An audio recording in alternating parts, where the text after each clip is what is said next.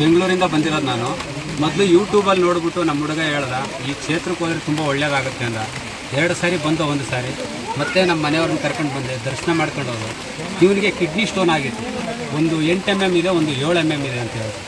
ಆವಾಗ ಏನು ಮಾಡಬೇಕು ಅಂತ ತೋರಿಸ್ತಿಲ್ಲ.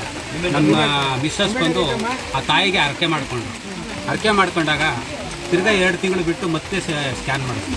ಆವಾಗ ಒಂದು 2 mm ಇತ್ತು, ಒಂದು 1 mm. ಆ ಡಾಕ್ಟ್ರ್ ಹೇಳಿದ್ರು ನೀವು ಚೆನ್ನಾಗಿ ನೀರು ಕುಡಿ ಹೋಗುತ್ತೆ, ಏನು ತೊಂದರೆ ಇಲ್ಲ. ಸುಮಾರು ಜನ ಹೇಳಿದ್ರು ಆಪ್ರೇಷನ್ ಮಾಡಿಸ್ಬಿಡಿ, ಏನೂ ಆಗಲ್ಲ, ಸ್ಟೋನ್ ಹೋಗುತ್ತೆ ಅಂತ. ಇಲ್ಲ, ತಾಯಿಗೆ ದರ್ಶನ ಮಾಡಬೇಕು, ತಾಯಿ ಇವ್ರು ನೋಡಬೇಕು ಅಂತ ನಾನು ಅಲ್ಲಿ ಅವಾಗಿಂದ ವೆಯ್ಟ್ ಮಾಡಿ ಅಂತ ಬಂದಿದ್ದೆ.